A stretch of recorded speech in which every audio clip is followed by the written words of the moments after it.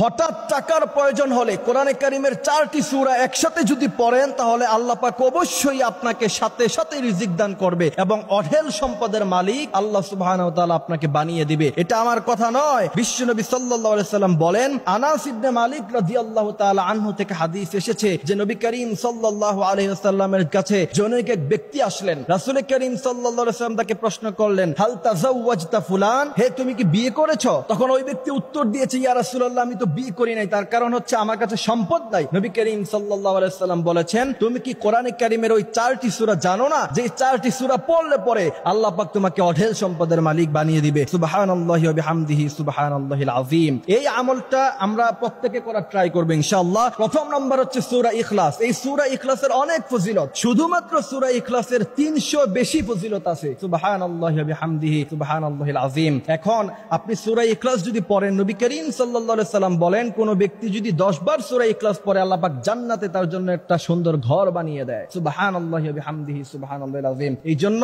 প্রথম নাম্বার হচ্ছে সূরা ইখলাস, এটা আমরা নিয়মিত পড়ব। দ্বিতীয় নাম্বার হচ্ছে সূরা নসর। নবী করিম সাল্লাল্লাহু আলাইহি সাল্লাম বলেছেন, ইদা জা নাসরুল্লাহি ওয়াল ফাতহ ওয়া রাআইতান নাসা ইয়াদখুলুনা ফি দীনিল্লাহি আফওয়াজা ফাসাব্বিহ বিহামদি রাব্বিকা ওয়াস্তাগফির। নবী বলেছেন যে এই সূরাতুন নসর হলো গোটা কোরআনে কারীমের 4 ভাগের 1 ভাগ। সুবহানাল্লাহি ওয়া বিহামদিহি সুবহানাল্লাহিল আযীম। তৃতীয় নাম্বার হচ্ছে সূরা কাফিরুন, কুল ইয়া আইয়ুহাল কাফিরুন লা আ'বুদু মা তা'বুদুন ওয়া লা আনতুম আ'বিদুনা মা আ'বুদ ওয়া লা আনা আ'বিদুম মা আ'বাদতুম ওয়া লা আনতুম আ'বিদুনা মা আ'বুদ লাকুম দীনুকুম ওয়ালিয়া দীন। এবং এই সূরাটা অবশ্যই আমরা শুদ্ধ করে পড়ব, সূরা কাফিরুন। তারপর 4 নাম্বার হচ্ছে সূরাতুল জিলজাল। নবী করিম সাল্লাল্লাহু আলাইহি ওয়াসাল্লাম বলেছেন, সূরাতুল জিলজাল হলো গোটা কোরআনে কারীমের 2 ভাগের 1 ভাগ। সুবহানাল্লাহি ওয়া বিহামদিহি সুবহানাল্লাহিল আযীম। সুতরাং প্রথম নাম্বার হলো সূরা ইখলাস, দ্বিতীয় নাম্বার হলো সূরা নসর, তৃতীয় নাম্বার হলো সূরা কাফিরুন, চতুর্থ নাম্বার হচ্ছে সূরা জিলজাল। প্রথমে আপনি 2 রাকাত সালাতুল হাজাত নামাজ পড়বেন, তারপরে 4টা সূরা একসাথে পড়বেন, এরপরে আস্তাগফিরুল্লাহ রাব্বি মিন কুল্লি যামবি ওয়া আতুবু ইলাইহি লা হাওলা ওয়া লা কুওয়াতা ইল্লা বিল্লাহিল আলিয়্যিল আযীম। দুরূদ ইব্রাহিম পড়বেন অথবা সাল্লাল্লাহু আলাইহি সাল্লাম পড়বেন। তার কারণ হচ্ছে নবী বলেছেন, মান সাল্লা আলাইয়া ওয়াহিদাতান সাল্লাল্লাহু আলাইহি আশারা। কোন ব্যক্তি যদি একবার বিশ্বনবীর উপরে দুরূদ পড়ে,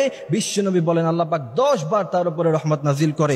এরপরে যদি আপনি আমলটা করার পরে আল্লাহ পাকের কাছে চাইতে পারেন, আল্লাহ বলেন, ইন্না রাব্বাকা ইয়াবসুতুর রিজকা লিমান ইয়াশা ওয়া ইয়াকদির। আমার কাছে অজস্র আছে, অসংখ্য আছে, তুমি কত চাও আমি আল্লাহ তোমাকে দিয়ে ভরপুর করে দিব। এই জন্য আমরা অবশ্যই এই আমলটি করব ইনশাআল্লাহ। আল্লাহ পাক আমাদেরকে আমলটি করার তৌফিক দান করুক, আমিন।